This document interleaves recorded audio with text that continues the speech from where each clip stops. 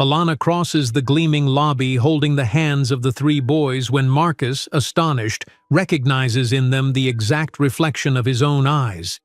The billionaire feels the world collapse a second before she reveals the unthinkable. But before we dive into the full story, let me know where you're watching from and what time it is. Now, subscribe to the channel, and let's get started. Manhattan, 2008. The city's skyscrapers pierced the clouds like modern monuments to ambition and power. Among them, Lenox Tower stood proud and gleaming, its upper floors offering panoramic views that made the entire city look like a playground for the privileged. In her pristine lab at Stanford University, Alana Rivera adjusted her safety goggles, completely absorbed in the circuitry before her. At 26, with her black hair pulled back in a practical ponytail and her sharp mind focused on the task at hand, she didn't hear the door open. "Impressive work, Ms. Rivera," came a confident male voice. Alana looked up, startled. Before her stood Marcus Lennox, the 35-year-old CEO of Lennox Technologies, whose company was sponsoring the trainee program she'd been selected for. Tall, with striking gray-blue eyes and the casual confidence that came with being worth hundreds of millions, he extended his hand. "Your professors tell me you're the most promising engineering graduate they've seen in a decade." His smile cracked through her professional demeanor, warming something inside her that had been dormant during years of relentless study. 6 months later, the majestic nave of St. Patrick's Cathedral echoed with solemn organ music as Alana walked down the aisle. On one side sat her parents, her mother in a carefully saved dress, her father in his only suit, along with a handful of relatives who had scraped together enough money to travel from Puerto Rico. On the other side, Manhattan's business elite filled the pews, their designer clothes and subtle jewelry catching the light from stained glass windows. "You may kiss the bride," the priest announced, and Marcus pulled her close, the cool metal of his platinum wedding band pressing against her cheek. The whirlwind romance had culminated in this moment, from laboratory introduction to cathedral wedding in 8 dizzying months. As they exited beneath an arch of roses, Alana felt as though she'd been transported from one world to another, leaving behind the struggling daughter of immigrants from the Bronx and emerging as Mrs. Lennox, wife of a technology magnate. "Welcome home, Mrs. Lennox," Marcus said when they entered the penthouse at Lenox Tower. Floor-to-ceiling windows revealed Central Park spread below them like an emerald carpet. The following months brought adjustments Alana hadn't anticipated. Her attempts to add personal touches to the sterile modernity of the penthouse were met with subtle resistance. "Don't you think these are a bit ethnic for the living room?" Marcus commented, examining the hand-painted Puerto Rican pottery she'd unpacked. "Perhaps they'd be better in the guest bathroom." She swallowed her disappointment and placed them where he suggested, telling herself it was a small compromise.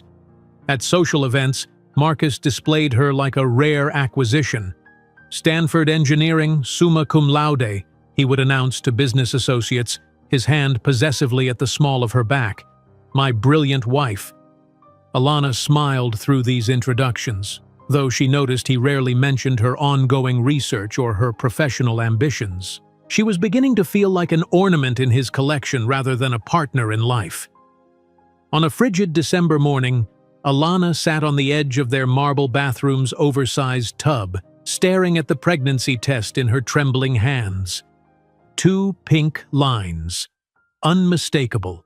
Tears of joy streamed down her face as she placed a protective hand over her still flat stomach. That evening she prepared a special dinner, her mother's recipes, dishes she'd learned growing up. Pernil, arroz con gandules, tostones. The aromas filled the penthouse with memories of her childhood home. "What's the occasion?" Marcus asked, loosening his tie as he surveyed the elaborate spread. "I have something to tell you," Alana said, her heart hammering against her ribs. She slid the positive test across the table toward him. Marcus's expression transformed, the warmth in his eyes cooling to ice. He pushed his plate away without taking a bite. "This wasn't in the plans," he said coldly. Lennox is about to go public. A CEO with a pregnant 26-year-old wife doesn't project the image of stability I need for investors. The words hit Alana like physical blows.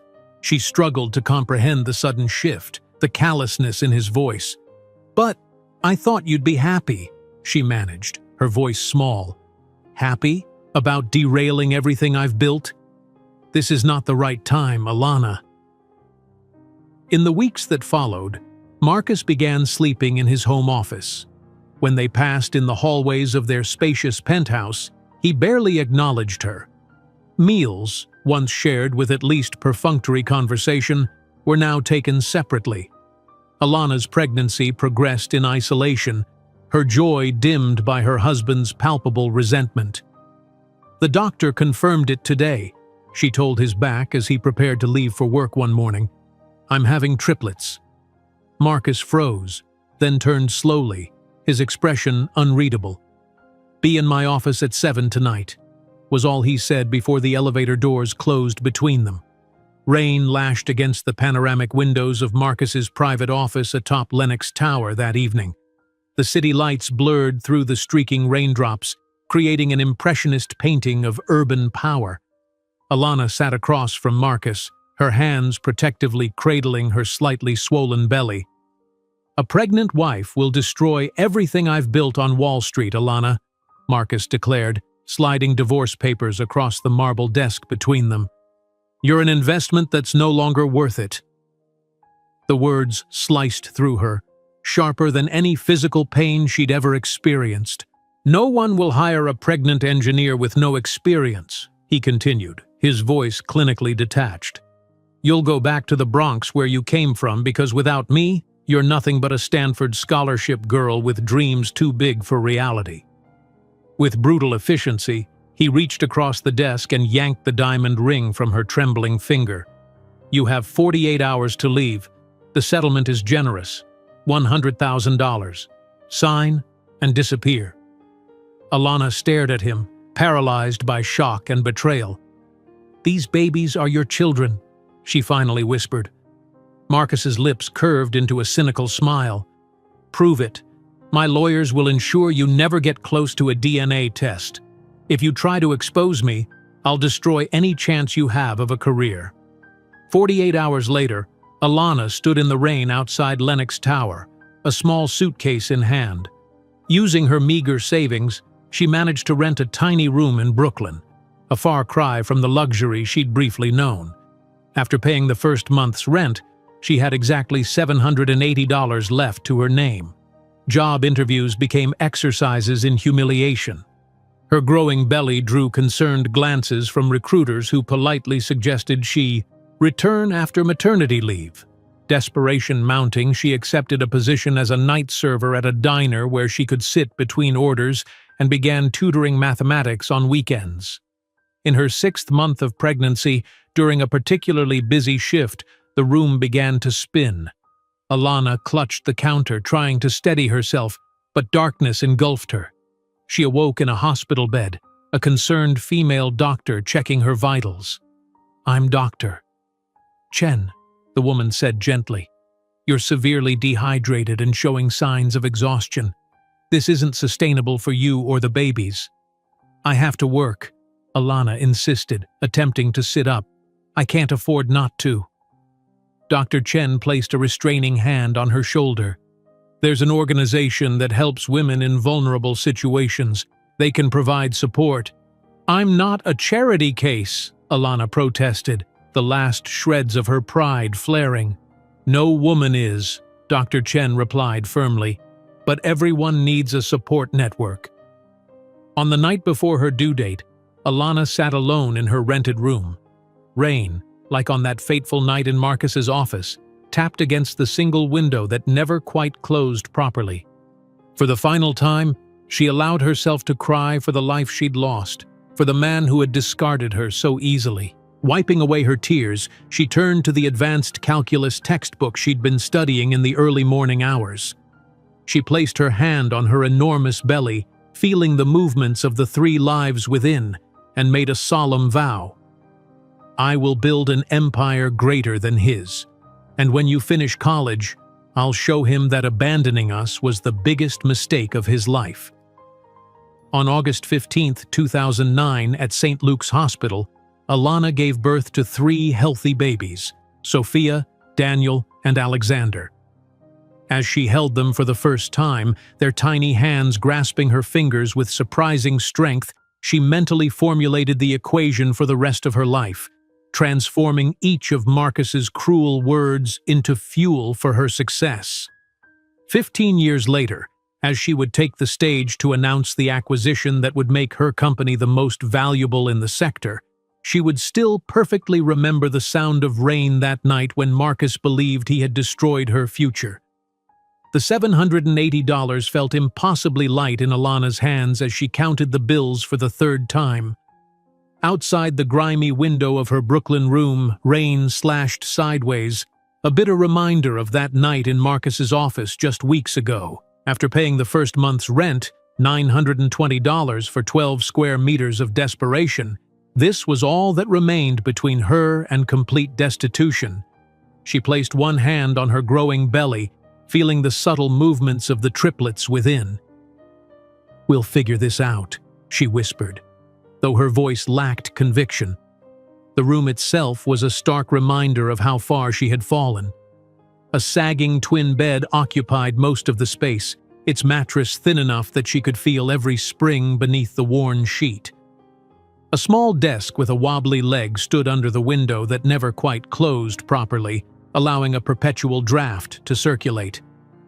The shared bathroom was down the hall, a luxury the landlord had called it since some rooms had no access to private facilities at all.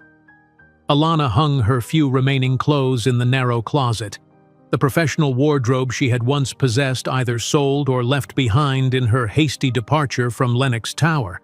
What remained were practical items: 2 pairs of maternity jeans, 4 loose shirts that could stretch to accommodate her expanding waistline, a second-hand winter coat purchased from a thrift store. That night she lay awake listening to the sounds of Brooklyn, sirens wailing, neighbors arguing, music throbbing through thin walls.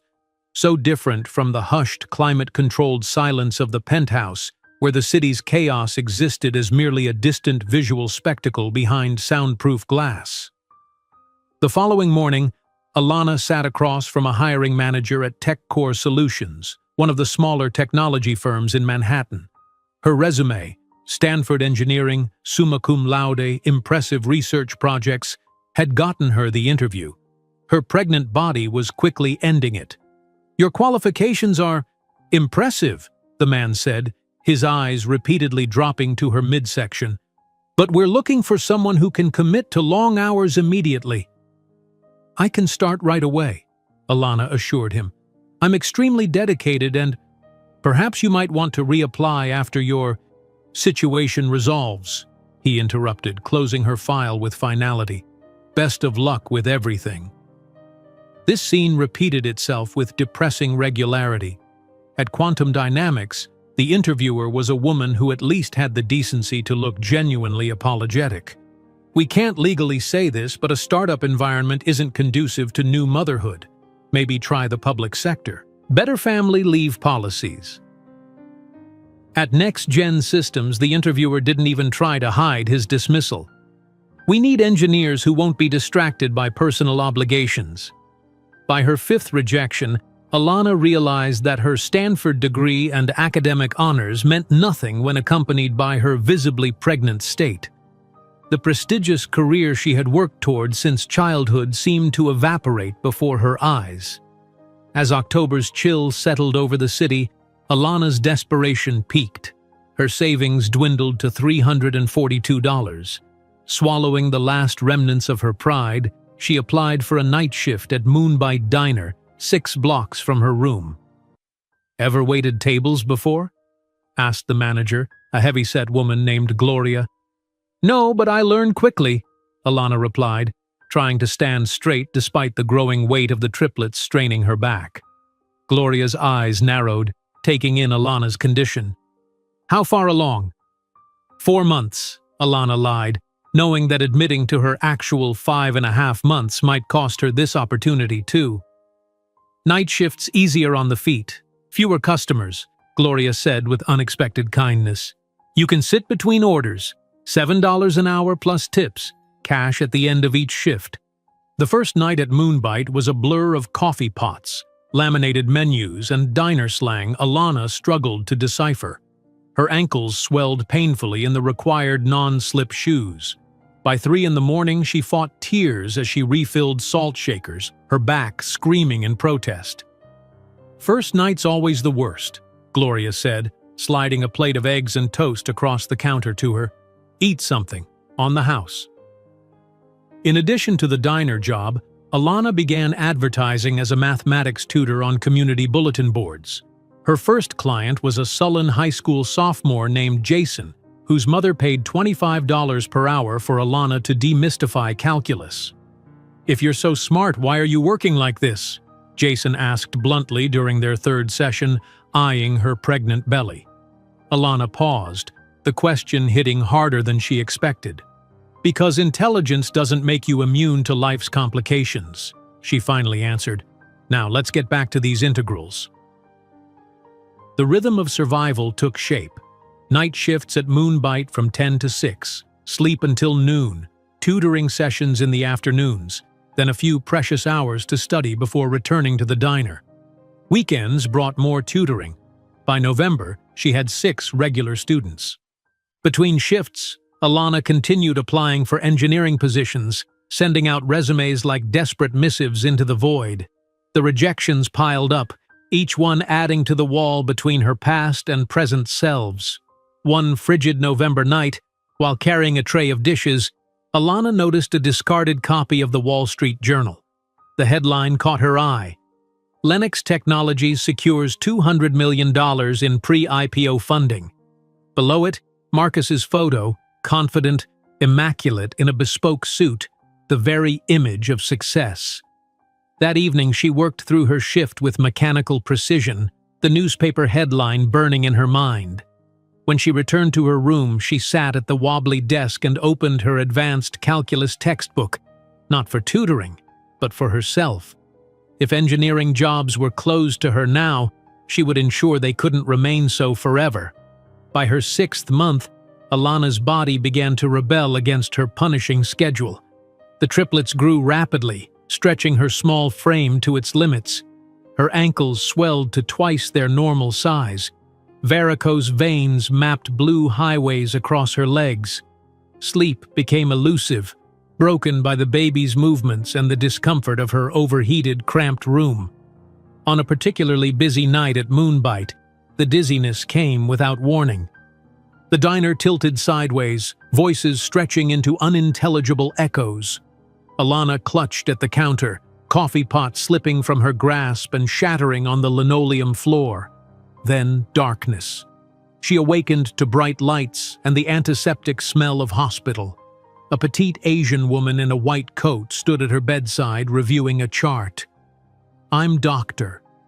Chen," she said, looking up. "You're severely dehydrated and showing signs of exhaustion. Your blood pressure is concerning."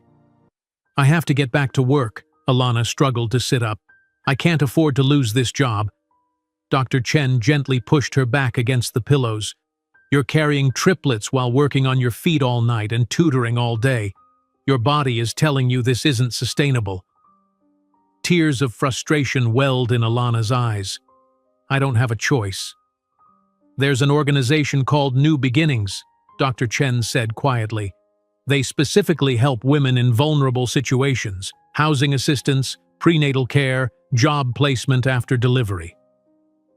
"I'm not a charity case," Alana protested, the words catching in her throat. "No woman is," Dr. Chen replied firmly. "But everyone needs a support network." She squeezed Alana's hand. "Let me make a call." The New Beginnings program provided Alana with prenatal vitamins, weekly checkups, and, most crucially, connected her with a network of other women facing difficult pregnancies. For the first time since Marcus's betrayal, she wasn't completely alone. Dr. Chen became a regular presence in Alana's life, often stopping by the diner during her breaks to check on her. "Medical professionals have to eat too," she would say with a wink, leaving generous tips that Alana suspected were more charity than gratuity. By her 8th month, Alana had to leave the diner job, her body simply unable to handle the physical demands. She increased her tutoring hours, but the income barely covered rent and utilities. Food became a calculated expense. Nutrition for the babies prioritized over quantity or variety for herself. On the night before her due date, Alana sat alone in her room. Rain, eerily similar to the night Marcus had discarded her, tapped against the window.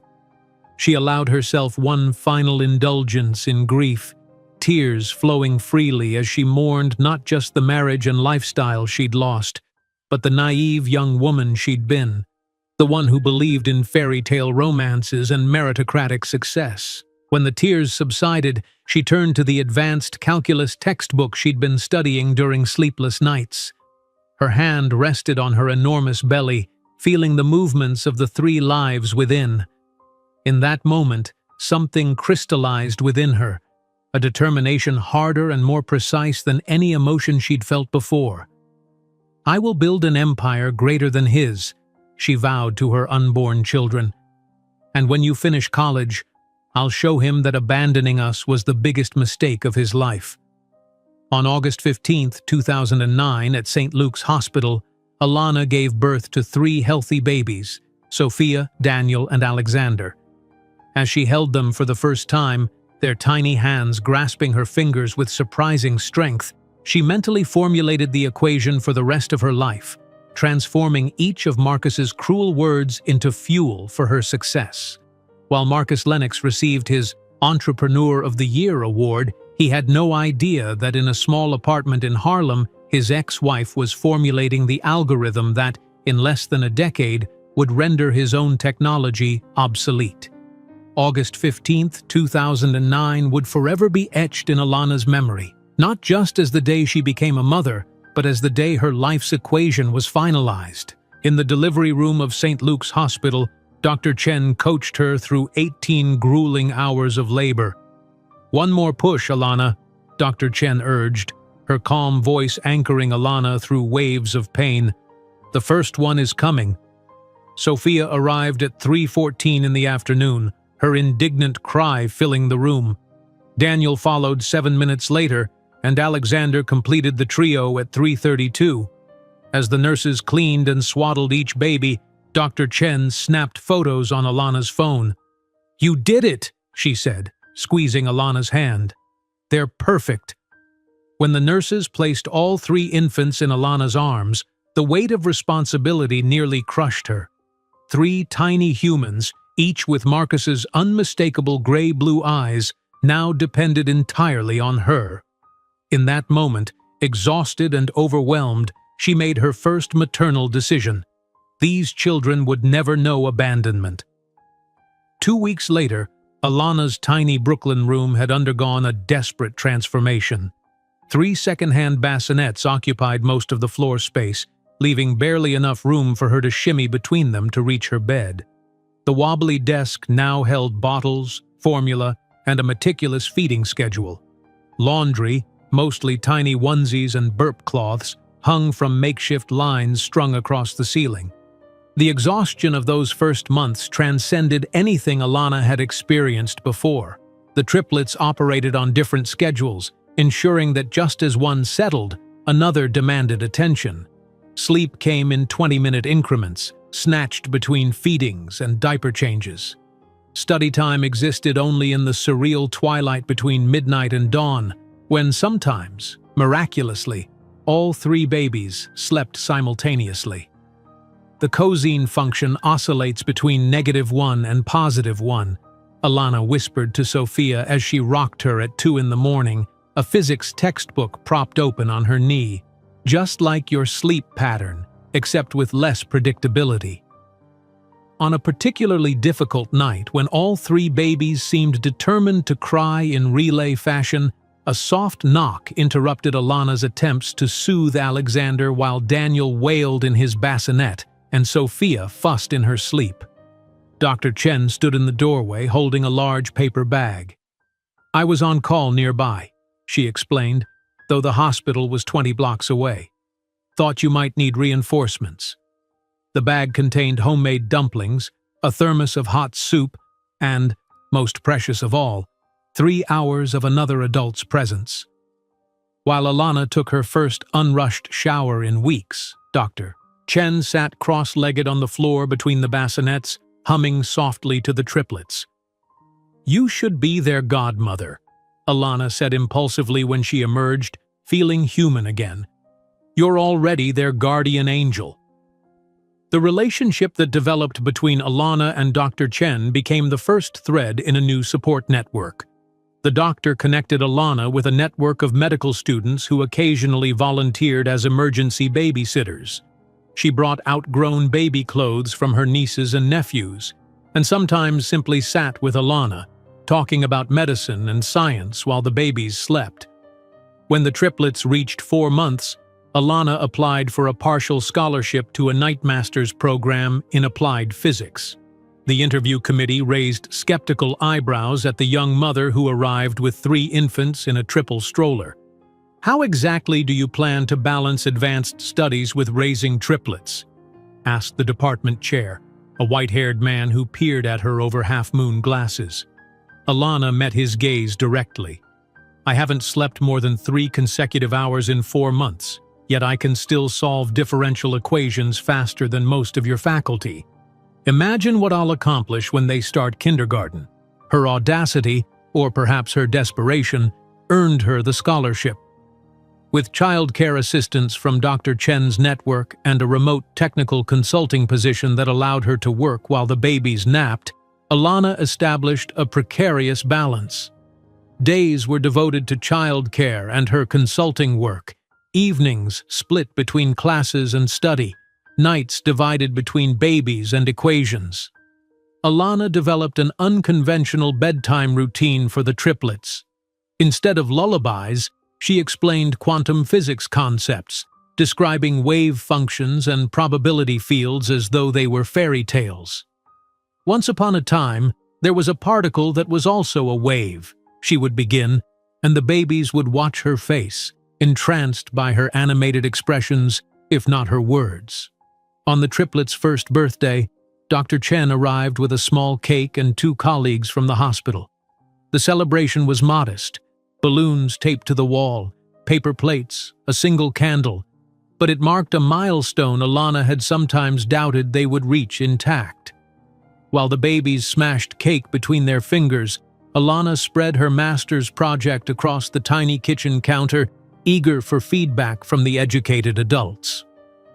Dr. Chen's colleagues, both research physicians, examined her equations with growing interest. "This approach to quantum computation efficiency is innovative," remarked one, tracing a finger along her notations.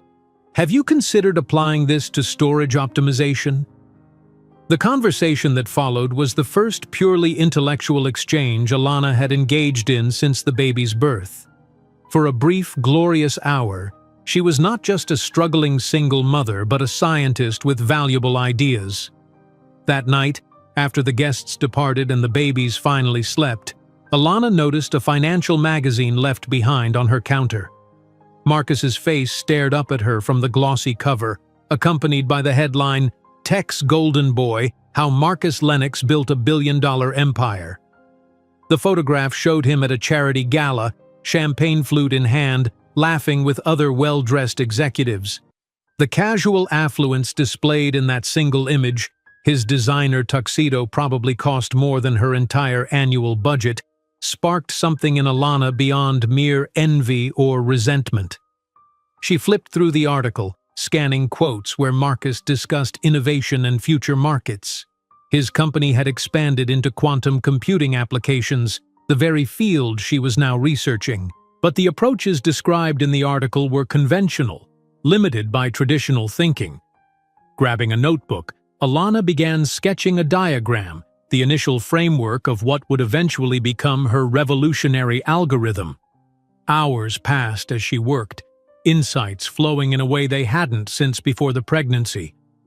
When Sophia stirred at 4 in the morning, Alana was still working, surrounded by pages of calculations. As the triplets' first year drew to a close, patterns emerged in their tiny personalities. Sophia showed remarkable visual awareness, her eyes tracking complex patterns across surfaces. Daniel seemed transfixed by numbers, babbling excitedly whenever Alana counted aloud. Alexander demonstrated unusual problem-solving instincts, figuring out how to stack blocks in configurations that regularly surprised his mother. Alana began arranging their toys in mathematical patterns, blocks in Fibonacci sequences, colored rings in spectrum order. She narrated everything in scientific terms, explaining molecular structures while feeding them, describing physics principles during bath time. "Are you sure that's age-appropriate?" Dr. Chen asked during a visit, watching Alana explain basic algebra using stuffed animals. "Their brains are forming connections at an unprecedented rate right now," Alana replied. "They won't understand the concepts yet, but they'll absorb the patterns, the language, the logical frameworks." On a rare night when all three babies slept simultaneously, Alana experienced her first extended period of uninterrupted work. For 6 glorious hours, she refined her quantum algorithm, making breakthroughs that would have taken weeks under normal circumstances. When she finally collapsed into bed just before dawn, her notes contained the seeds of what would eventually revolutionize quantum computing. The next morning, as she fed the triplets their breakfast, Alana's phone pinged with a news alert. Marcus Lennox had been named Entrepreneur of the Year by the Technology Innovation Council. The accompanying photo showed him accepting a crystal trophy, his expression satisfied and confident. Alana looked from the phone to her children, Sophia meticulously sorting her cereal by color, Daniel babbling what sounded suspiciously like counting, Alexander figuring out how to use his spoon as a catapult. Their eyes, identical to their father's, gazed back at her with innocent curiosity. "We 4 are going to change the world," she whispered, "and he won't even see us coming." While Marcus Lennox received his Entrepreneur of the Year award, he had no idea that in a small apartment in Harlem, his ex-wife was formulating the algorithm that, in less than a decade, would render his own technology obsolete. 3 years had transformed both Alana and her children. The wobbly desk that once held formula bottles now supported her doctoral research papers, the margins filled with complex equations that would make senior professors pause. The triplets, now sturdy 3-year-olds with Marcus's unmistakable eyes and Alana's determination, no longer fit in the second-hand bassinets that had once dominated the tiny Brooklyn room. "Mom, look!" Sophia called, arranging colorful blocks in a perfect symmetrical pattern that children twice her age would struggle to conceptualize. Alana glanced up from her laptop where she was finalizing her doctoral dissertation. "That's beautiful, sweetheart. You've created bilateral symmetry with a repeating chromatic sequence." Daniel sat nearby, methodically counting aloud. 73, 74, 75. At 3, he could already count well into the hundreds without error. Alexander, the most tactile of the 3, had disassembled a wind-up toy and was studiously reconstructing it, his tiny fingers moving with surprising precision. A knock at the door interrupted their Sunday morning routine. Dr. Chen entered, carrying a newspaper and coffee. "I have news," she announced, handing Alana the coffee. "The University Housing Department has an opening in the family graduate student apartments in Harlem. 3 bedrooms, subsidized rent for doctoral candidates. I put your name forward." Alana nearly spilled her coffee. "Catherine, those apartments have a 2-year waiting list. The previous tenant finished her degree early. They need someone immediately." Dr. Chen smiled. "The housing director owes me a favor. I delivered his twins last year." 2 weeks later, Alana stood in the center of their new Harlem apartment, watching the triplets explore the unimaginable luxury of separate rooms. At 800 square feet, it was palatial compared to their Brooklyn room, with functioning radiators, intact window screens, and, most valuable of all, a small living room she could convert into a workspace. The move coincided with Alana's final year of doctoral studies. Her dissertation focused on the quantum algorithm she'd been refining since the triplets' first birthday, an approach that promised to reduce energy consumption in quantum computing by potentially 70%. With the children enrolled in a university-affiliated preschool program 3 mornings a week, Alana established a new workflow. Mornings were dedicated to her remote consulting work, afternoons to the children's development, evenings to doctoral research, and late nights to refining her algorithm. One evening, while the triplets napped, Alana received an unexpected email from Michael Zhang, a former Stanford classmate now working at a quantum computing startup. "I read your paper on optimization pathways in the Journal of Computational Physics," his message began. "Your approach could solve several roadblocks we're facing. Any interest in consulting? Or better yet, joining our team?" The offer was tempting: a stable salary, benefits, colleagues, but the company was based in Silicon Valley, impossibly far from her support network and the triplets' established routine. Instead, Alana invited Michael to visit her makeshift lab in Harlem. When he arrived, she'd arranged the living room to showcase not just her research, but also the extraordinary development of her children. "This is unexpected," Michael said, watching the triplets solve puzzles designed for elementary school students while Alana explained her algorithm. "They're part of my work," Alana replied simply. "Everything interconnects." As she walked Michael through her quantum efficiency theories, the triplets periodically interrupted with surprisingly insightful questions. When Sophia pointed out a potential flaw in one calculation, Michael's eyebrows shot up. "Did she just," he began, "identify a decimal error in the third variable?" "Yes," Alana confirmed. "They absorb everything." By the end of the visit, Michael was visibly impressed, not just by Alana's research, but by the entire ecosystem she'd created. "You know," he said as he prepared to leave, "my former roommate Priya Agarwal is looking for a new research direction. She has savings she might invest in the right project." 3 days later, Priya arrived at Alana's apartment. A brilliant engineer with a sharp business mind, she had recently left a prestigious position at Oracle to pursue more innovative work. Where Michael had been impressed, Priya was astonished. "You've developed this entire theoretical framework while raising triplets alone?" she asked, examining Alana's notes. "This could revolutionize quantum efficiency if implemented correctly." The children, seeming to understand the importance of the conversation, demonstrated their extraordinary abilities without prompting. Daniel recited multiplication tables while building a tower. Sophia created complex visual algorithms with her drawing materials. Alexander disassembled and reassembled Priya's expensive watch while she was distracted by Alana's equations. "Sorry about that," Alana said, noticing Alexander's project too late. Priya examined the watch, now running more smoothly than before. "Did he just tune the movement?" "He likes fixing things," Alana explained with a shrug.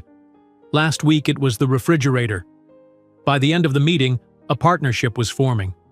Priya called Michael, and together they proposed investing their combined savings, $70,000, into developing Alana's algorithm into a marketable technology. "You've always been the most brilliant of us," Michael said earnestly. "If anyone can revolutionize this field, it's you." As her doctoral defense approached, the triplets underwent cognitive assessment at the university's Child Development Center. Researchers were stunned by their results. "We rarely see one child with these scores," the lead psychologist told Alana, "much less 3 simultaneously. They function as a unit, each complementing the other's abilities." The assessment confirmed what Alana had observed. Sophia excelled in pattern recognition and visual processing. Daniel demonstrated extraordinary numerical aptitude. Alexander showed exceptional spatial reasoning and mechanical intuition.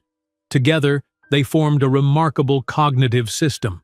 The day of Alana's doctoral defense arrived with unexpected challenges. Her arranged childcare fell through, forcing her to bring the triplets to the university.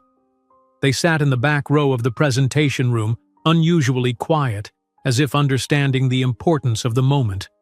Her dissertation committee, 3 senior professors known for their rigorous questioning, pushed hard against her theories. "This efficiency level is purely theoretical," argued the quantum physics chair. No existing system could maintain stability with these parameters.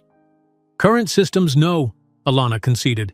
But the architecture I'm proposing fundamentally reconfigures how quantum states are maintained. For 2 hours, she defended her work with unwavering confidence, even as the triplets began to fidget. When the committee finally announced her successful completion, the children broke into spontaneous applause, causing surprised laughter among the professors. That evening, celebrating with pizza in their apartment, Alana received an email that made her laugh aloud.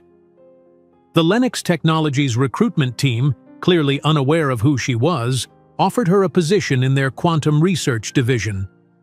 Dr. Price, the email began, using her maiden name which she'd readopted professionally. Your doctoral work has come to our attention. We believe your approach to quantum efficiency could complement our existing research. The irony was almost too perfect. Marcus's company wanted to hire the woman he had discarded as worthless. Alana drafted a polite rejection, then paused before sending it. A different path forward suddenly crystallized in her mind. Not rejection, but competition. The following week, she met with Michael and Priya to propose a bolder plan than mere research collaboration. We should form our own company, she declared. Take my algorithm directly to market. With what capital? Priya asked practically. I'm meeting with Atlantic Federal tomorrow, Alana replied. I'm requesting a $50,000 small business loan. The bank meeting went exactly as expected.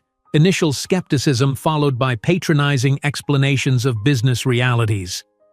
A single mother with no business experience and no collateral is a high-risk investment, the loan officer explained, barely glancing at her business plan. Alana leaned forward.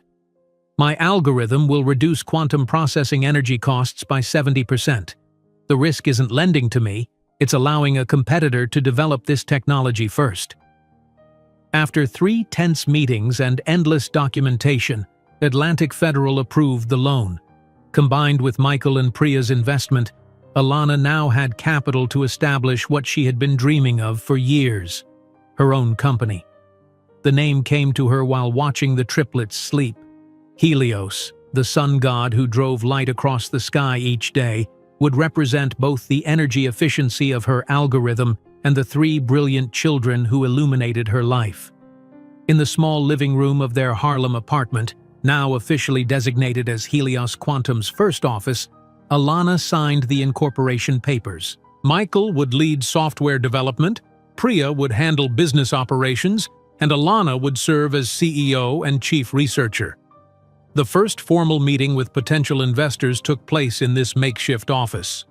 The triplets, dressed in matching blue outfits, sat at 3 small desks Alana had positioned beside her own, drawing advanced mathematical patterns while the adults spoke. When one investor asked about the children's presence, Alana responded without hesitation. They're Helios's future innovation team.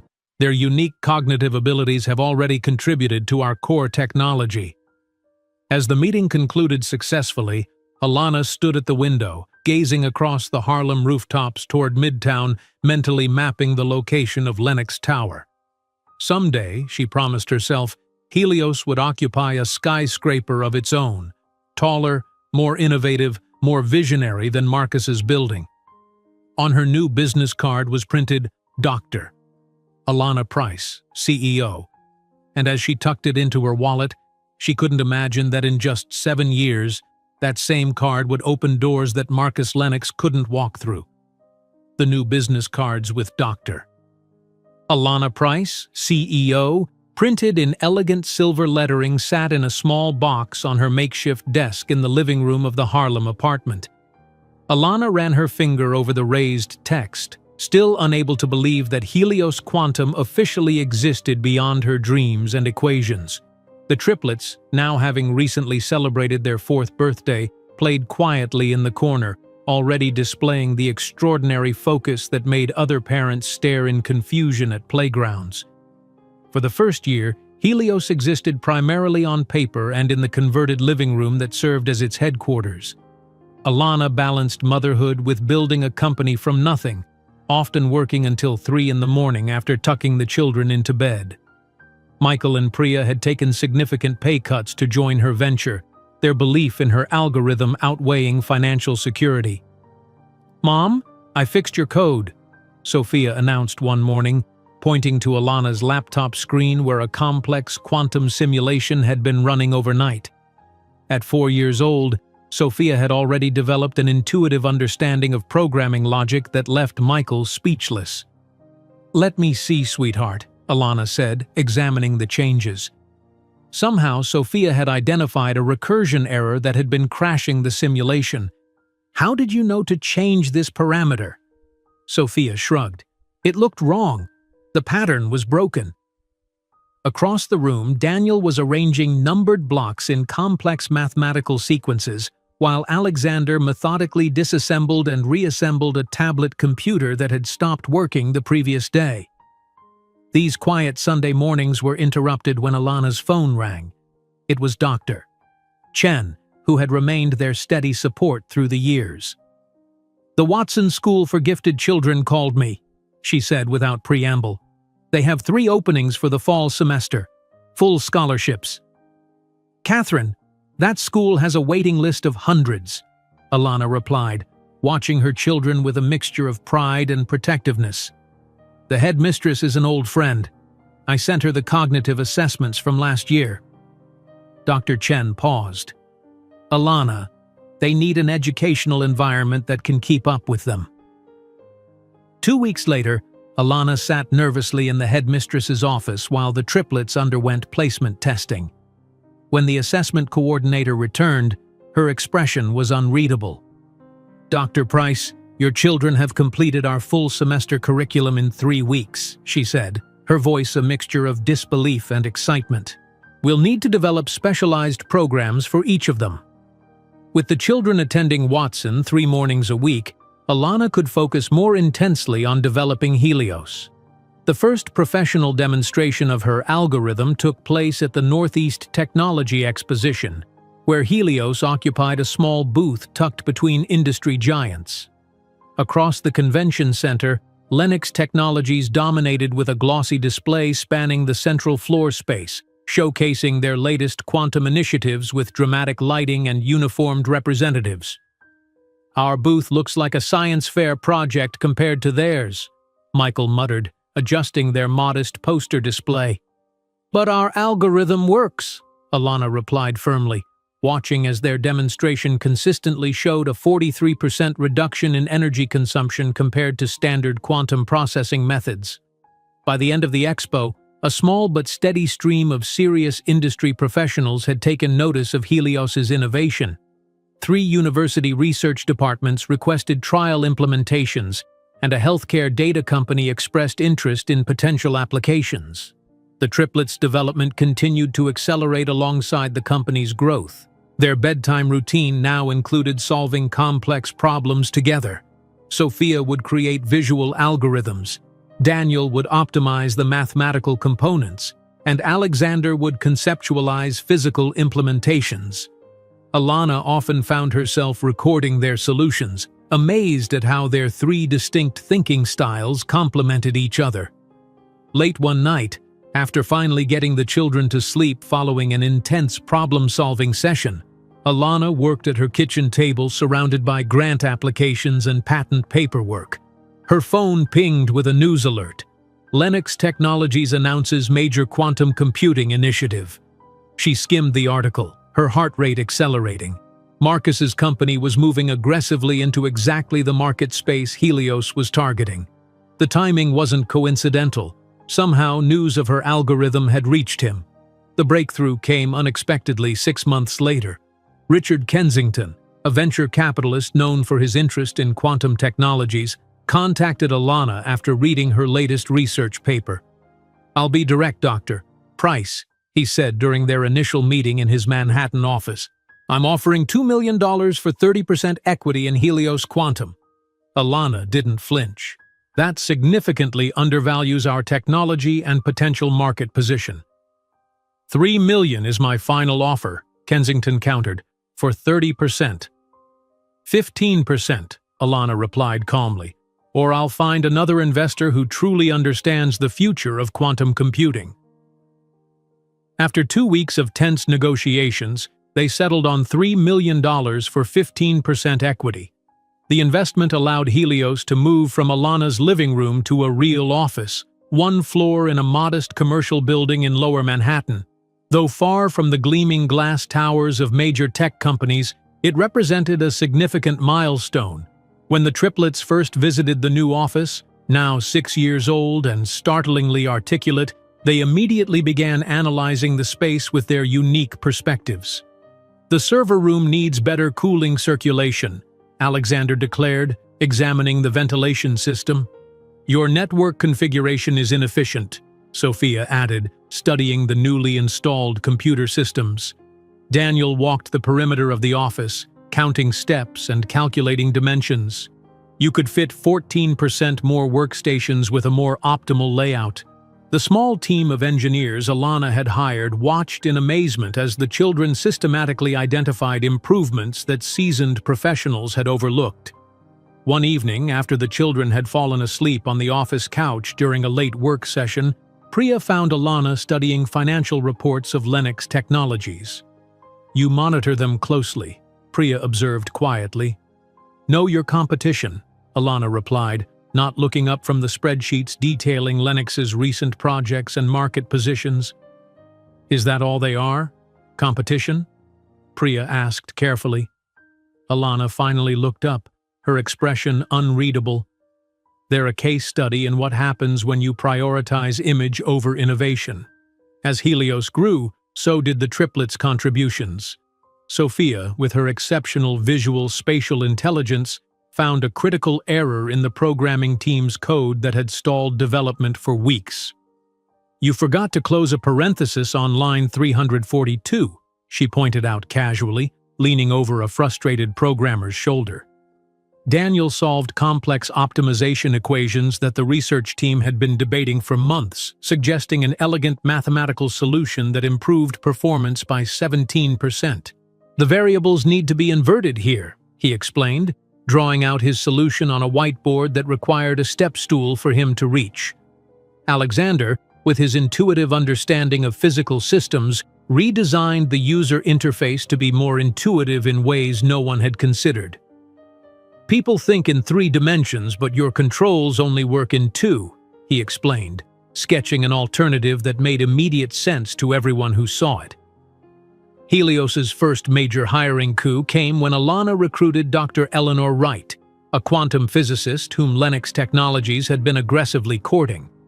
Rather than matching Lennox's salary offer, Alana provided something more valuable: creative freedom and the opportunity to work alongside the most innovative minds in the field, including 3 extraordinary children. "Your children understand quantum entanglement better than my graduate students," Dr. Wright told Alana after her first week, shaking her head in disbelief. With each small success, Alana methodically built Helios's reputation and capabilities. She carefully tracked Lennox Technologies' movements, anticipating their market strategies and positioning Helios to exploit gaps in their approach. In the children's bedroom that night, as she tucked them in after a long day at the office, Sophia asked the question Alana had been waiting for. "Mom, are we going to be as big as Lennox Technologies someday?" Alana smiled, smoothing her daughter's hair. "No, sweetheart. We're going to be bigger." The new business cards for Helios now had a Manhattan address, but Alana was already planning the day when the company logo, 3 intertwined helices symbolizing her children, would shine from the top of their own skyscraper, visible from the windows of Marcus's office. 4 years had transformed the modest office in Lower Manhattan into a vibrant hub of innovation.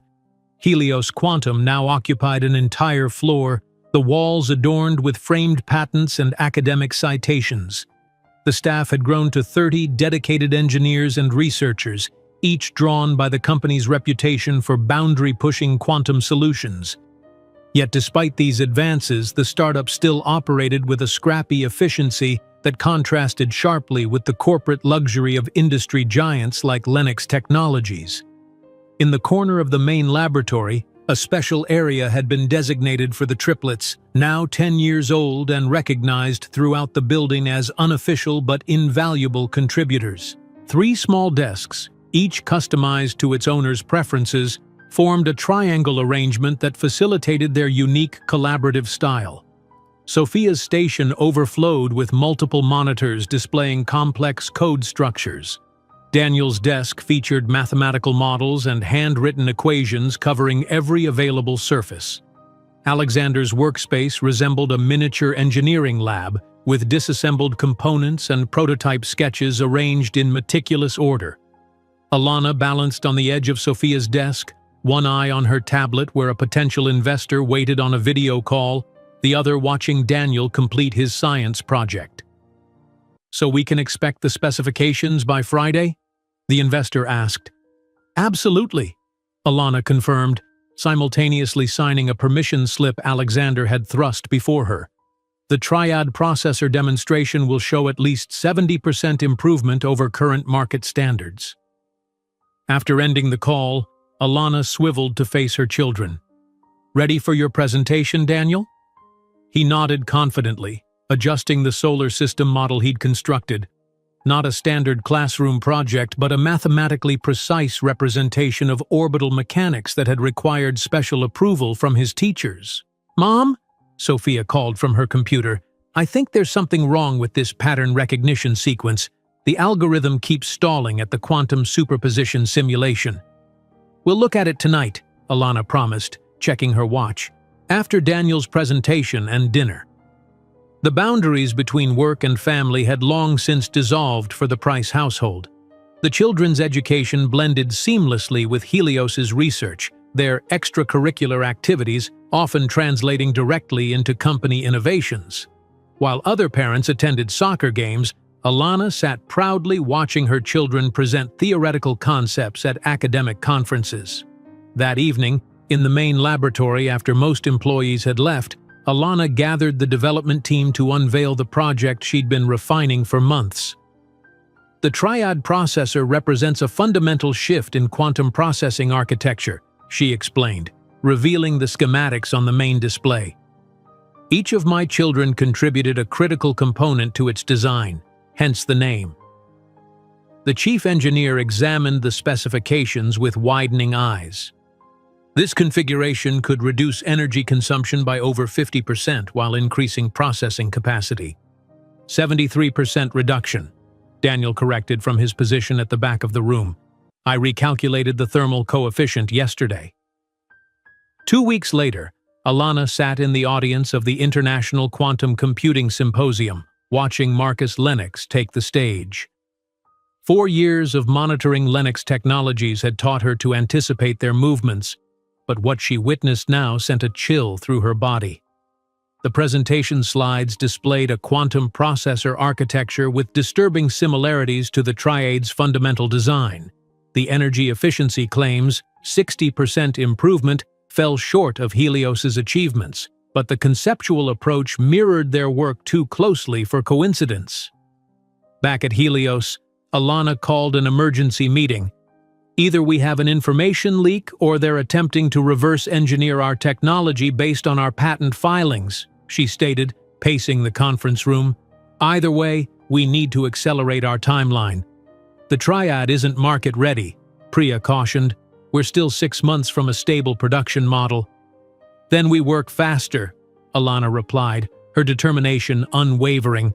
That night, after tucking the triplets into bed, Alana returned to the laboratory to find them already there, huddled around a terminal displaying the Lennox presentation they had somehow accessed.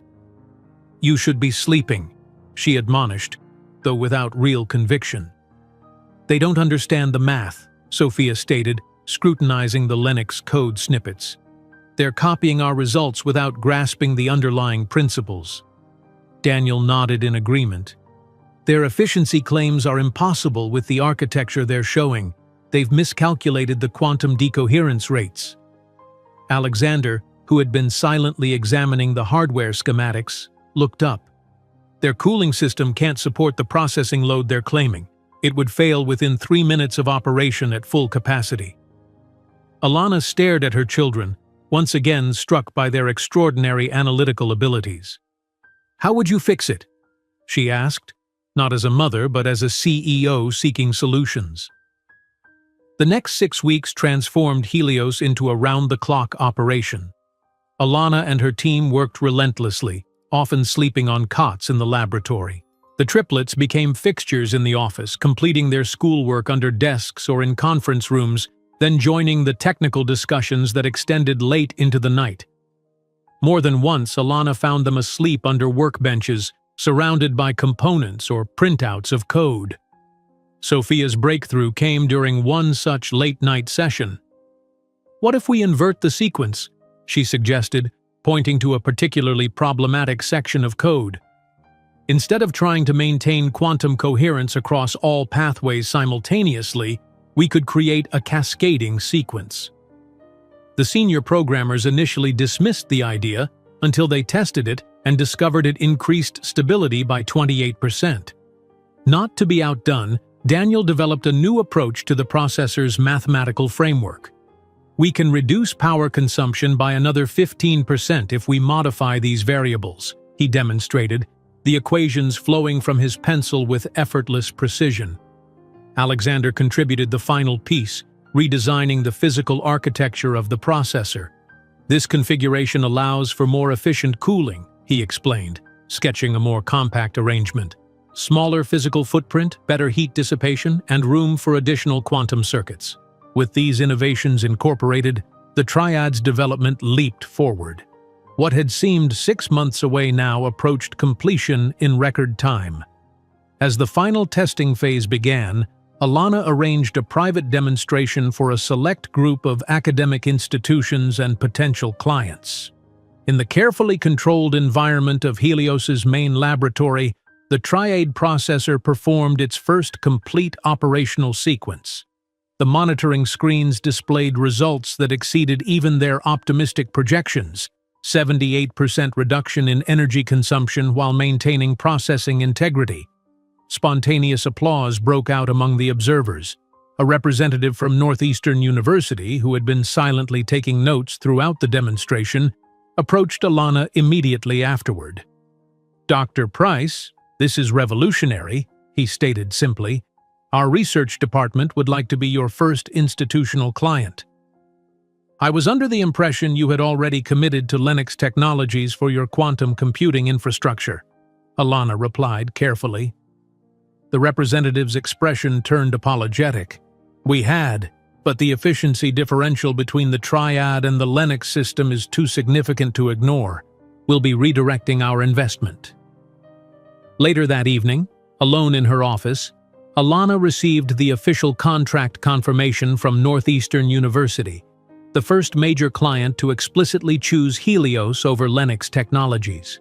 The victory, though modest in financial terms, represented something far more significant: direct validation that her vision could outcompete Marcus's established power. She immediately called Dr. Chen, who had remained their steadfast supporter through the years. "We got the Northeastern contract," Alana announced, her voice vibrating with suppressed emotion. "Catherine, we're finally on the map." "I never doubted you would be," Dr. Chen replied warmly. "How are you celebrating?" The celebration was characteristically understated.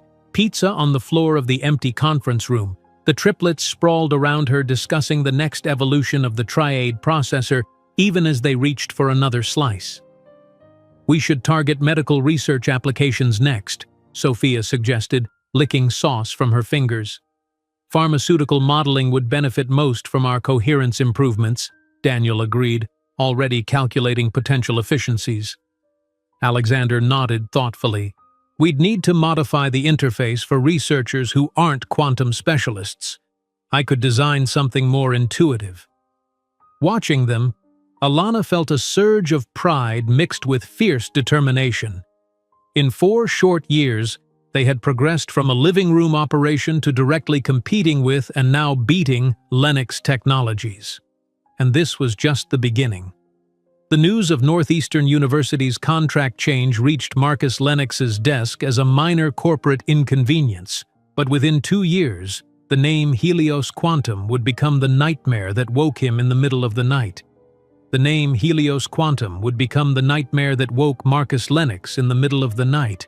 But for now, it was simply a rising star in the quantum computing firmament. 12 years had passed since that rainy night when Marcus had callously discarded Alana and their unborn children. The triplets were now 12 years old, their extraordinary minds continuing to develop at a pace that astonished even the most seasoned educators and scientists. Helios Quantum had expanded dramatically in the 2 years since winning the Northeastern University contract. The company now occupied 10 floors of a sleek office building in Midtown Manhattan, employing over 300 people across research, development, and business operations. The Triad processor had been refined further, achieving an unprecedented 78% reduction in energy consumption for quantum computing operations, a breakthrough that had catapulted Helios from promising startup to industry leader. Alana stood at the window of her executive office on the top floor, watching the Manhattan skyline glitter in the evening light.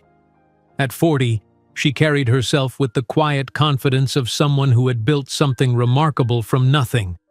Gone were the days of second-hand clothes and desperate juggling of childcare and work. Dr. Alana Price now wore tailored suits, her dark hair cut in a sleek bob that framed features no longer strained by constant worry. Yet behind her composed exterior burned the same determination that had sustained her through those early years. "Dr. Price?" Her assistant's voice came through the intercom. "The Forbes photographer is ready for you and the children in the main laboratory." Alana found the triplets already in the lab, fascinated by the photographer's expensive equipment. Sophia was examining the digital settings on the camera, while Daniel calculated the optimal lighting angles. Alexander had somehow convinced the photographer's assistant to let him disassemble a tripod to improve its stability. "Children," Alana called with gentle authority, "perhaps we should let the professionals handle their equipment." The Forbes photo shoot had been arranged to accompany a cover story titled "The Quantum Queen of Manhattan." While Alana disliked the sensationalist headline, she recognized the strategic value of the publicity. As the photographer positioned them against the backdrop of the Helios quantum processors, she reflected on how far they had come. The following morning, Helios's board of directors gathered in the main conference room. The quarterly strategy meeting would typically be unremarkable, except that today, the triplets would be presenting their ideas for the next evolution of the Triad processor. "Ladies and gentlemen," Alana began, addressing the assembled executives and investors, "today's presentation will be led by our junior consultants." The triplets walked in confidently, dressed in matching navy blazers over their school uniforms. At 12, they already carried themselves with remarkable poise, their identical gray-blue eyes scanning the room with analytical precision. "The Triad X will incorporate 3 fundamental improvements," Sophia began, bringing up the first slide with fluid professionalism. "First, a nested quantum coherence protocol that extends calculation stability by 37%. Daniel stepped forward. "Second, a mathematical framework that further reduces energy requirements by incorporating multidimensional optimization paths." Alexander concluded the opening. "And finally, a completely redesigned physical architecture that reduces thermal output while increasing processing density." The board members watched in amazement, some taking notes as the children methodically outlined innovations that seasoned quantum physicists would struggle to conceptualize. Richard Kensington, their first major investor, leaned toward Alana. "They're extraordinary," he whispered. "Are you sure they're only 12? "Quite sure," Alana replied with a small smile. "I was there." Later that afternoon, Sophia remained in the programming lab, focused intently on a security protocol she had been developing. At 12, she had already identified vulnerabilities in standard quantum encryption methods that industry experts considered years ahead of current thinking. "Mom," she called as Alana passed by, "I've isolated a pattern vulnerability in the competitor's security framework. Their encryption will collapse under sustained quantum attack." Alana examined the code on Sophia's screen. "Whose framework is this?" "Lennox Technologies," Sophia replied matter-of-factly, unaware of the significance. Their quantum security division published their approach in the latest Journal of Cryptography. Across the city at Watson School for Gifted Children, Daniel was accepting another gold medal for the National Mathematics Olympiad. As he stepped down from the podium, a well-dressed man approached him. "Remarkable performance," the man said, extending a business card. "Lennox Technologies is always looking for exceptional talent. We have a special program for gifted students." "Thank you," Daniel replied politely, taking the card. "But I already have professional commitments." The man looked surprised. "At your age?" "I'm the chief mathematical architect at Helios Quantum," Daniel stated without a hint of boasting. "My models form the foundation of our processing efficiency." Meanwhile, Alexander was in Helios's design lab, finalizing interfaces for the Triade X that would make quantum computing accessible to non-specialists, a critical step in expanding market reach beyond research institutions. "The standard interface paradigm assumes users understand quantum states," Alexander explained to the design team. "But what if we visualize computation paths as physical structures instead of abstract probabilities?" His approach revolutionized how users interacted with quantum systems, making the technology accessible to industries that had previously considered it too complex for practical application.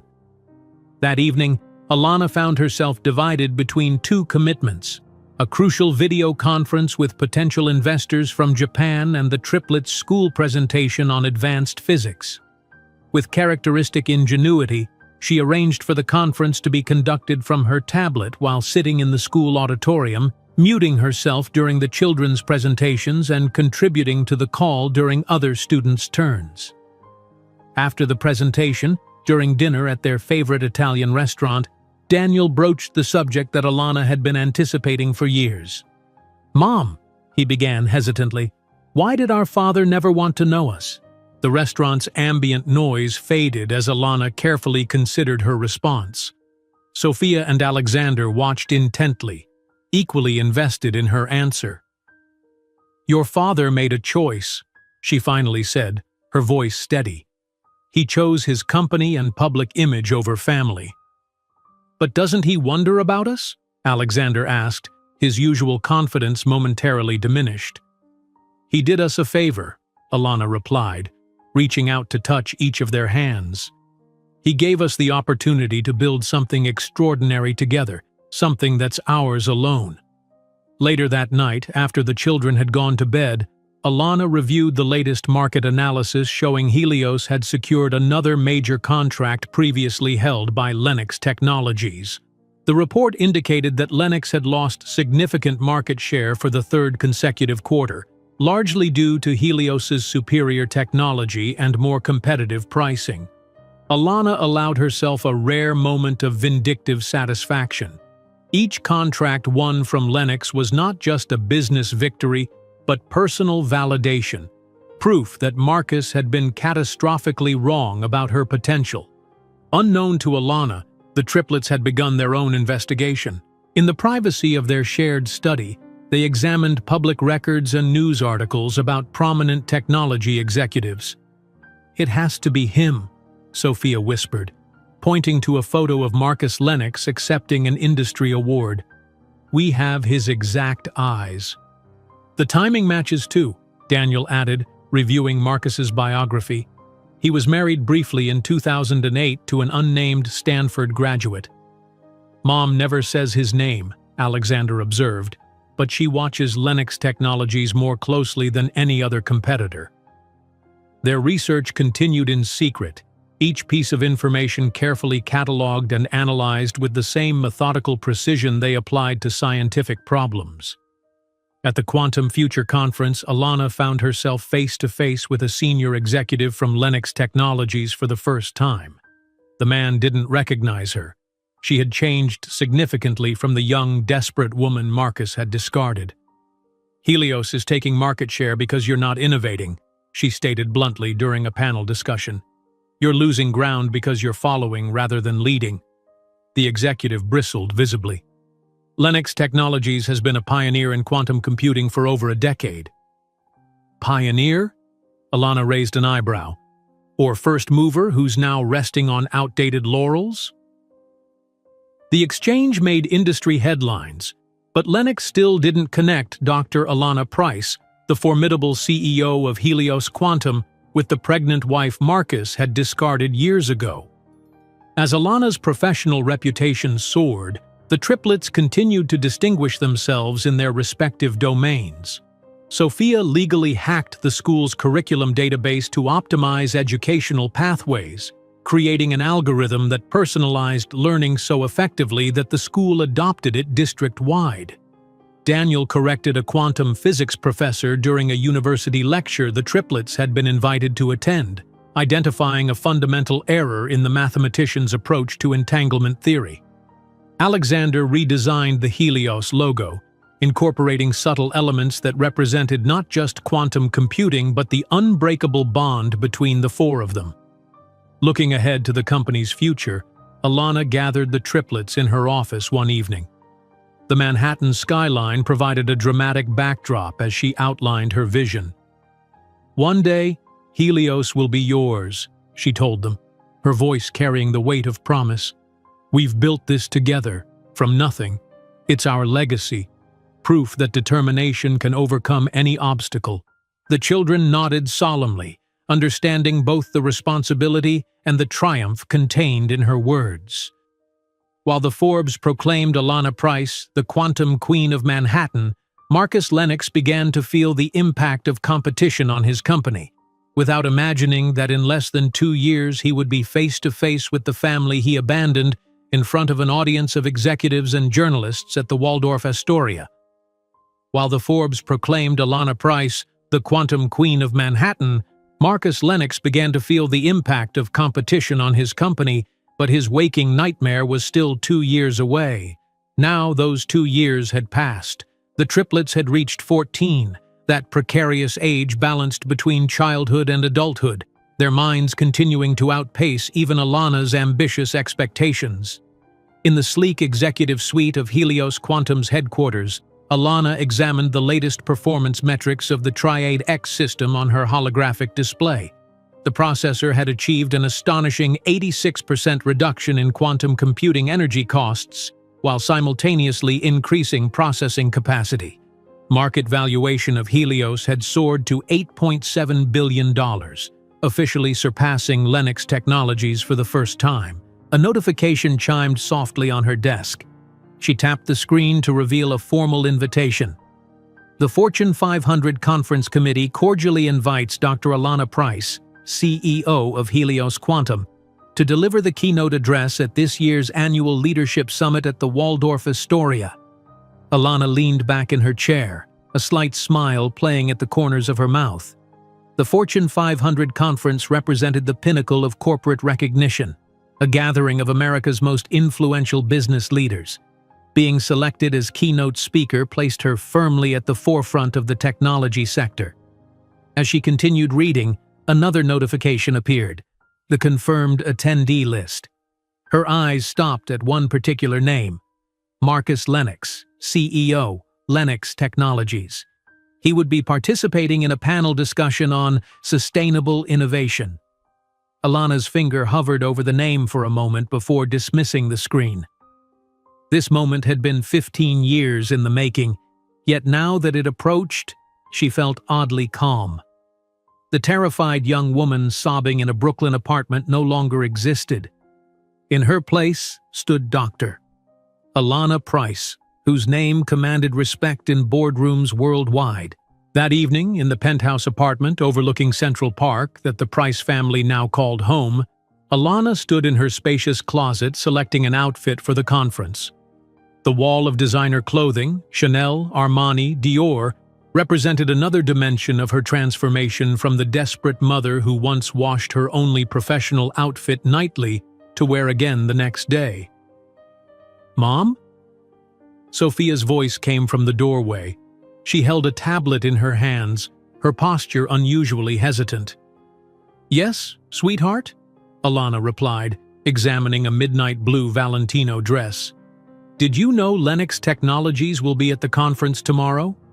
Alana maintained her composure, continuing to assess the dress. Not surprising, they still have relevance in certain market segments.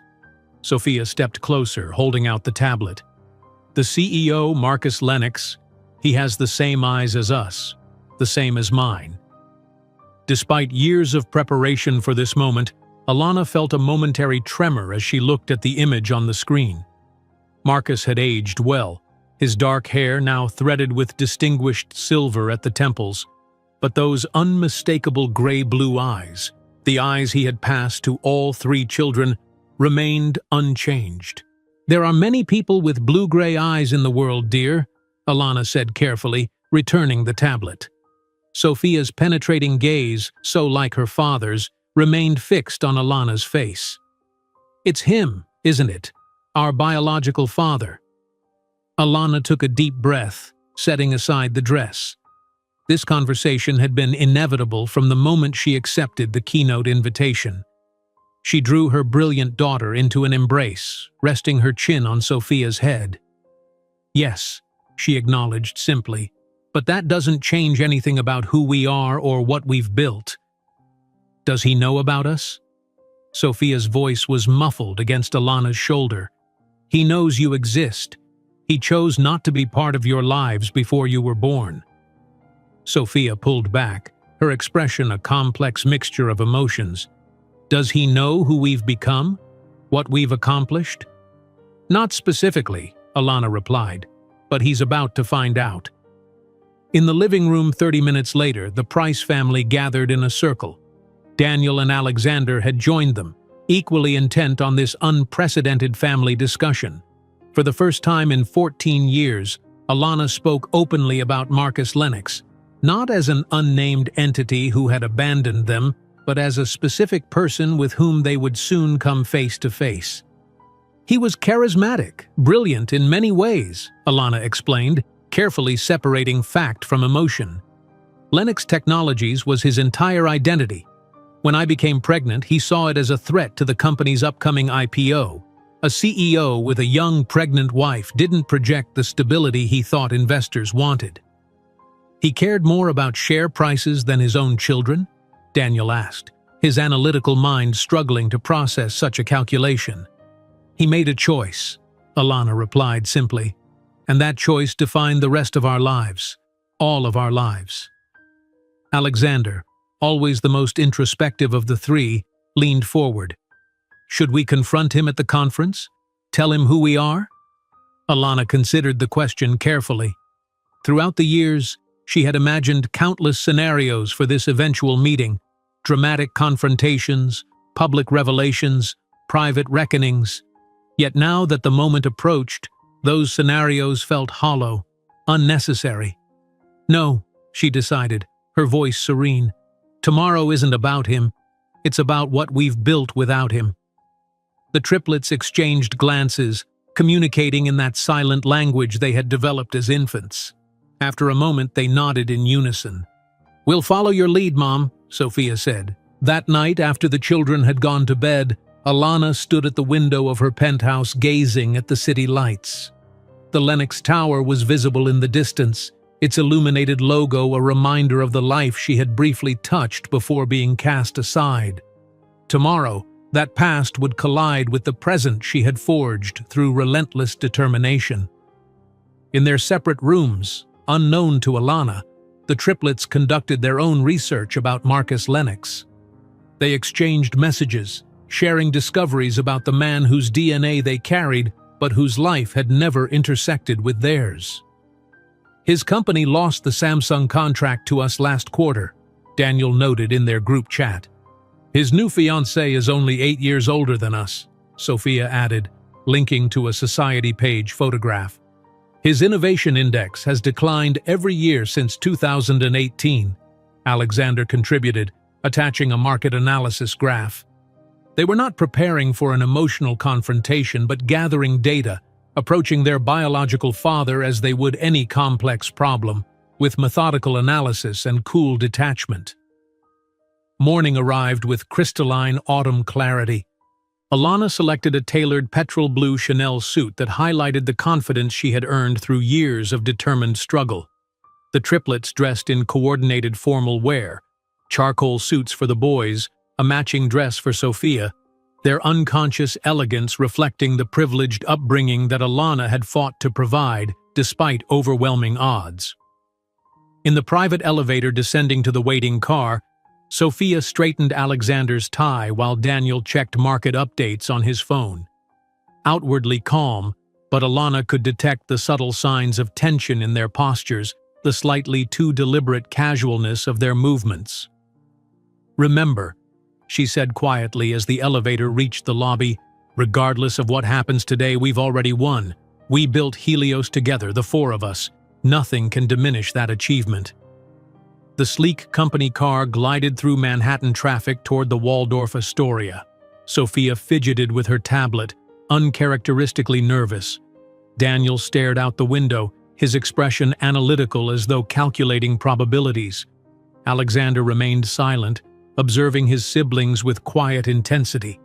Alana maintained her composed exterior, though beneath it, 15 years of emotions churned. Not regret or bitterness, those had been transformed into productive energy long ago, but a complex mixture of vindication, anticipation, and, surprisingly, a touch of gratitude. Marcus's rejection had forced her to discover strengths she might never have known otherwise. As the car pulled up to the historic facade of the Waldorf Astoria, photographers captured images of the Price family arriving. None of them yet realized they were documenting a pivotal moment in a story 15 years in the making. While they ascended the grand staircase, Alana couldn't predict that before sunset, the empire Marcus had built would begin to crumble before his eyes, not through direct attack, but by the simple power of truth carried in the genes of three extraordinary teenagers. While they ascended the grand staircase of the Waldorf Astoria, the crystal chandeliers cast a golden glow over the arriving guests. The ballroom opened before them like a scene from another world, one that once seemed forever closed to Alana. Business titans in bespoke suits mingled beneath ornate ceilings, champagne flutes catching the light as deals were brokered in hushed tones. Power and wealth circulated through the room as tangibly as the scent of expensive perfume. Marcus Lennox stood near the center of the room, a gravitational force drawing sycophants and potential partners into his orbit. At 50, his hair had silvered at the temples, lending him an air of distinguished authority that complemented his 6'2" frame and impeccably tailored Armani suit.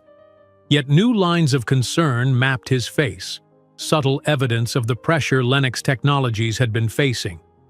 "Marcus, have you seen who the keynote speaker is?" Thomas Whitfield, CEO of GeoSync Technologies, gestured toward the program in his hand. With practiced nonchalance, Marcus glanced at the booklet, his expression unchanged until his eyes caught the name, Dr.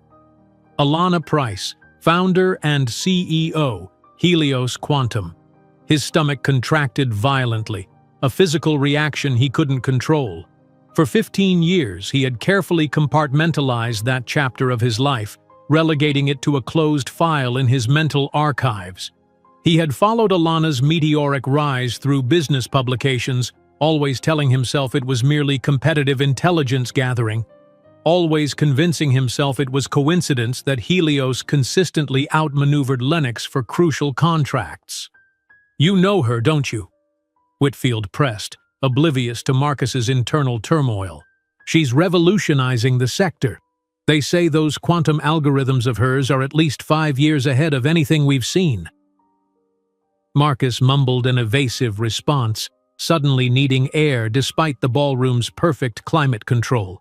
He excused himself and made his way to the bar, ordering a double scotch. The familiar burn might steady his unexpected nerves. As he raised the glass to his lips, a subtle shift in the room's energy made him turn toward the entrance. Alana Price entered the ballroom with the composed confidence of someone who belonged there by right rather than invitation. At 42, she moved with an elegant precision that commanded attention without demanding it. Her petrol blue Chanel suit emphasized the transformation from the uncertain young woman he had discarded to this formidable industry leader. But what truly paralyzed Marcus were the 3 teenagers who accompanied her. 2 boys and a girl, all with striking gray-blue eyes identical to his own. His whiskey glass trembled slightly as the announcer took to the podium. Ladies and gentlemen, it is my great pleasure to introduce our keynote speaker, founder of Helios Quantum, valued at $8.7 billion, the visionary who revolutionized quantum computing, Dr. Alanna Price. Enthusiastic applause filled the ballroom as Alanna ascended the stage with measured grace. Her presentation, Redefining Impossibilities, detailed how Helios had transformed abstract quantum theories into viable commercial applications. Her voice carried the quiet authority of someone whose brilliance was now universally acknowledged. As many of you know, I developed the Helios algorithm alone in my Harlem apartment while raising my triplets as a single mother, she stated matter-of-factly, her eyes scanning the audience. Today we control 62% of the global quantum processing market, outperforming even traditional competitors like Lennox Technologies. Her gaze traveled across the room, finally finding Marcus's. A brief moment of recognition passed between them, acknowledgement without emotion, before she continued smoothly. He realized with a jolt that she had known exactly where he was the entire time. Our latest innovation, the Triad X system, reduces quantum processing costs by 86%, making the technology accessible to mid-sized enterprises, she continued without hesitation. We named this system in honor of my children, Sophia, Daniel, and Alexander, who not only inspired our mission but directly contributed to its development. The spotlight briefly illuminated the 3 teenagers in the front row who smiled with evident pride. Marcus's face drained of color as he saw his own features reflected in the young faces, the shape of his eyes, the set of Alexander's jaw, Sophia's analytical gaze, Daniel's confident posture. When Alanna concluded her presentation, thunderous applause followed her from the stage. During the reception that followed, Marcus desperately tried to approach her, but she remained surrounded by admirers and potential investors. His hands grew damp as he maneuvered through the crowd, rehearsing what he might say when finally face to face with the woman whose potential he had so catastrophically underestimated. When he finally broke through the circle of admirers, he found himself confronted not by Alanna, but by the 3 teenagers who had positioned themselves strategically around their mother. "Mr. Lennox," said the taller boy, his voice disconcertingly similar to Marcus's own at that age. "I'm Daniel Price, Junior Innovation Director at Helios. Dr. Price only meets with investors by appointment, especially those whose companies lost 40% of market value to ours in the last quarter." The polite but cold tone left Marcus momentarily speechless. The girl, Sophia, observed him with analytical eyes identical to his own, while the other boy, Alexander, maintained an impassive expression that revealed nothing. "I'm not here as an investor," Marcus finally managed. I knew your mother a long time ago." "We know exactly who you are, Mr. Lennox," Sophia responded with a contained smile. "We thoroughly study all our competitors." At that moment, camera flashes erupted as photographers from the Wall Street Journal and Bloomberg captured the encounter. Alanna finally approached, with the grace of a queen arriving at an unwanted audience. "Marcus," she said with studied cordiality, "what a surprise to see you here. I see you've met Helios's junior directors. Alanna, these are they my children?" she completed firmly. "The architects of Helios's future." Leaning slightly closer, she whispered so only he could hear, "I valued every cruel word you said that day, Marcus, transformed each one into fuel to build an empire greater than yours, and these brilliant young people, your children you never knew, will be my successors." Marcus stood frozen, the full weight of his past decisions crashing down on him with devastating clarity. 15 years ago, he had calculated that a pregnant wife would undermine his corporate ambitions. Now he faced the bitter reality that his abandoned children had become instrumental in outperforming the very empire he had prioritized over them. "Mom," Alexander spoke quietly, "the Japanese delegation is waiting to discuss the Tokyo expansion." Alana nodded, turning back to Marcus with professional detachment. "If you'll excuse us, business calls. Perhaps we'll cross paths again during the conference." As they walked away, Marcus noticed how the crowd parted respectfully for them, not just for Alana, but for the three remarkable young people who moved with the confidence of those born to leadership. In that moment, he understood that he had lost something far more valuable than market share or corporate prestige. The public revelation came not as a dramatic accusation, but as something far more devastating. A special report in the Wall Street Journal the following morning detailing Dr. Alana Price's unlikely journey from rejection to quantum empire. The article included a photograph of Marcus and Alana at the reception, with the triplets in the background, and chronicled how she had overcome abandonment by her ex-husband during pregnancy to build one of the world's most innovative companies. When Marcus opened the newspaper in his penthouse the next morning, the headline struck him with physical force. The carefully crafted narrative of his career, the visionary entrepreneur, the technology pioneer, the corporate strategist, now competed with a new story. The man who had abandoned his pregnant wife and triplets, who had dismissed the woman who would outperform him in his own field. His phone began ringing incessantly as board members, investors, and reporters sought comments on the revelation. But Marcus could only stare at the photograph, at three young faces with his eyes looking back at him, representatives of a future he had willingly surrendered 15 years ago in exchange for quarterly earnings reports and IPO valuations. When Marcus Lennox opened the Wall Street Journal the next morning, the headline, "Dr. Alana Price's Unlikely Journey from Rejection to Quantum Empire," was accompanied by a photo that captured precisely the moment when he realized he had lost not just a corporate battle, but the chance to know the three brilliant young people who carried his DNA and his future. When Marcus Lennox opened the Wall Street Journal the next morning, the headline, "Dr. Alana Price's Unlikely Journey from Rejection to Quantum Empire," sent shockwaves through his carefully constructed world. The photograph captured his expression of dawning horror as he confronted the three teenagers with his eyes. In that frozen moment, the full consequences of his 15-year-old decision were crystallized for the entire business world to see. His phone began ringing before he finished reading the article. First was Thomas Whitfield, his supposed ally from yesterday's conference. "Marcus, why didn't you tell me Dr. Price was your ex-wife? And those children? They're unmistakably yours." Before Marcus could formulate a response, the call waiting beeped. His board chair, then his PR director. His executive assistant reported that journalists had surrounded Lennox Tower, cameras trained on the entrance like predators awaiting wounded prey. In the executive boardroom 3 hours later, Marcus faced the gathered board members, their expressions ranging from concern to barely concealed contempt. "The market opened down 17%, stated Harrison Wells, head of the compensation committee. "This isn't just about personal scandal, Marcus. It's about judgment. You discarded the woman who would become your greatest competitor, along with 3 children who might have secured Lennox's future."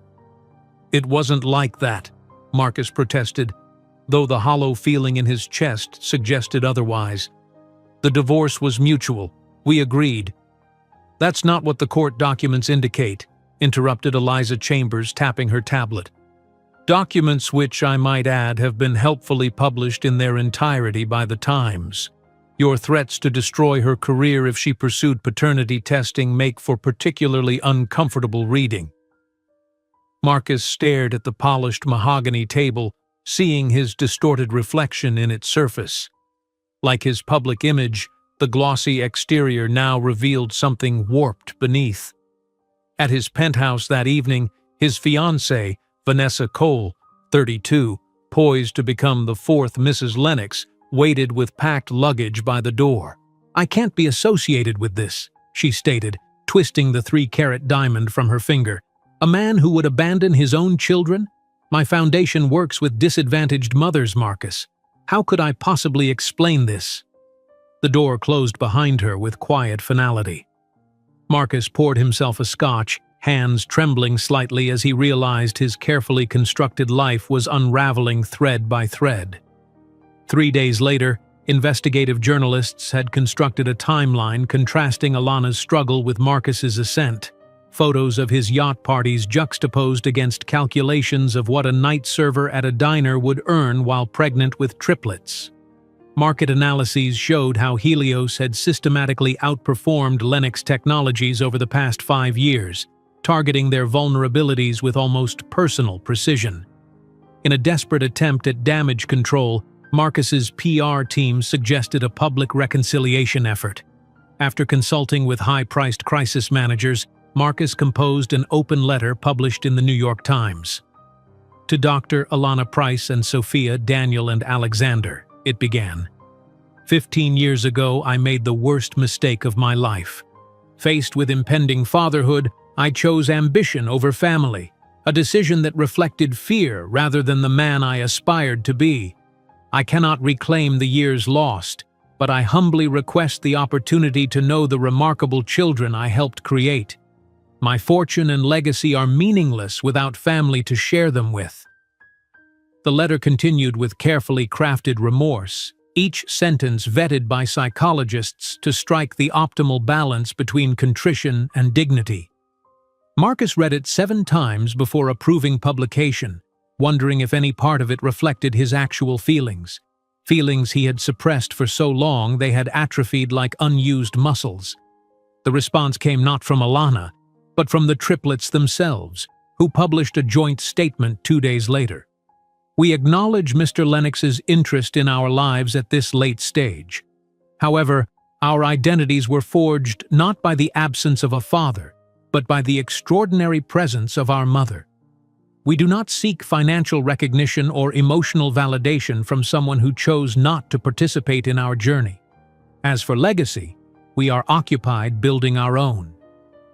The statement, remarkable for its maturity and restraint, was signed simply Sophia, Daniel, and Alexander Price. Marcus read their words repeatedly, struck by the measured wisdom they displayed at 14, wisdom he had lacked at 35 when he had discarded their mother as an investment that wasn't worth it anymore. 2 weeks later, the Lennox Technologies board convened an emergency session. Marcus sat alone at the head of the table, watching faces that had once shown deference now hardened with resolve. The shareholders have lost confidence, Marcus, Wells stated flatly.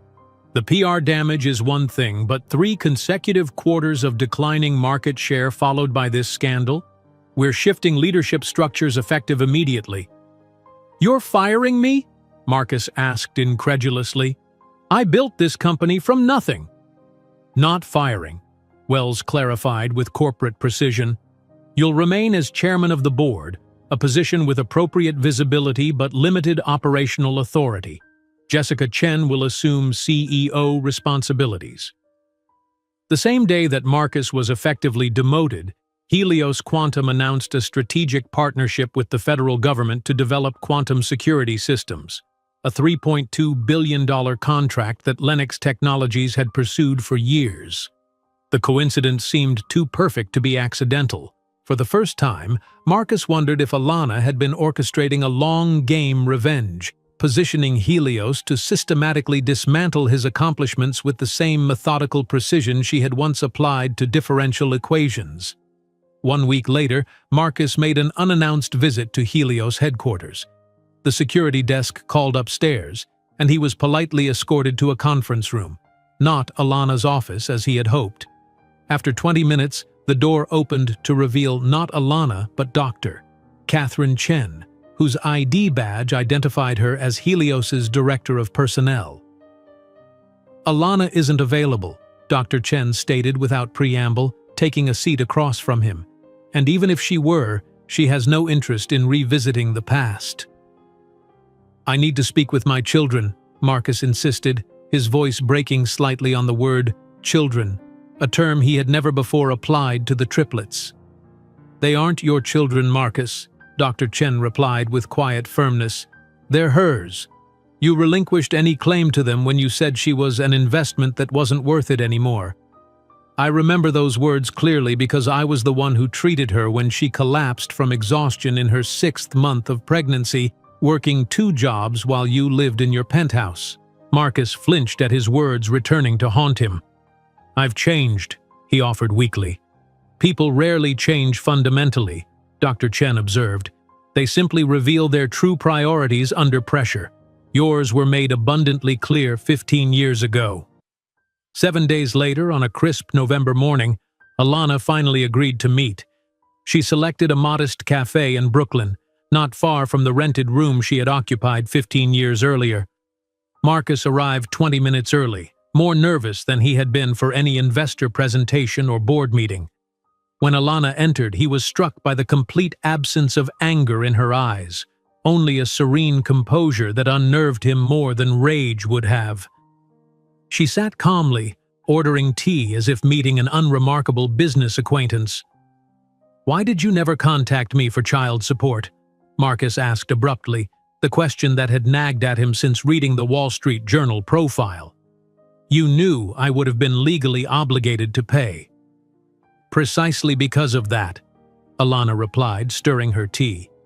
"I wanted my children to grow up knowing they owed nothing to anyone, especially you." "I made a terrible mistake," Marcus admitted, the words feeling insufficient even as he spoke them. "The worst of my life." "No," Alana corrected gently. "You made a choice, and I made mine. Our choices defined who we are today. I want to know them. They're my children too. Biologically, yes, but in every way that matters, no. They have their own names, their own identities, their own dreams, and none of those dreams includes a belated father seeking redemption." "What can I do?" Marcus asked, defeat evident in his slumped shoulders. "Nothing," Alana answered without cruelty, simply stating a fact. "This isn't a redemption story, Marcus. It's a story of consequences." Before leaving, she placed an envelope on the table. Inside was a photograph of the triplets as infants, their tiny faces peaceful in sleep. "This is the only thing you lost that truly mattered," she said softly. "Everything else, the money, the power, the prestige, you can regain. But the 15 years with them, that's gone forever." As winter descended on Manhattan, Marcus found himself increasingly isolated. Former business associates avoided him. Social invitations dwindled. The corner office at Lenox Tower that had once felt like a throne room now seemed a gilded cage. On the last day of that year, Fortune magazine published its special edition, Personalities Who Transformed the Decade. On the cover, Alana Price and her 3 children smiled in front of Helios headquarters. The headline read, "The Family That Redefined the Future." Marcus Lennox kept the magazine in his desk, alongside the sole photograph of the triplets as babies. In his empty, silent penthouse, he contemplated the life he might have had, not the fortune Alana had built, but the extraordinary family she had created without him. Meanwhile, on the rooftop of Helios, Alana toasted the new year with her children and her team. Looking at Manhattan's skyline, she no longer thought about Marcus or the past. Her empire hadn't been built on revenge, but on the promise made to 3 babies on a distant night in Brooklyn. The promise of a brilliant future that no one could take away from them. If you enjoyed today's video, I'm sure you'll love the next one. Don't waste time. Just click on the screen.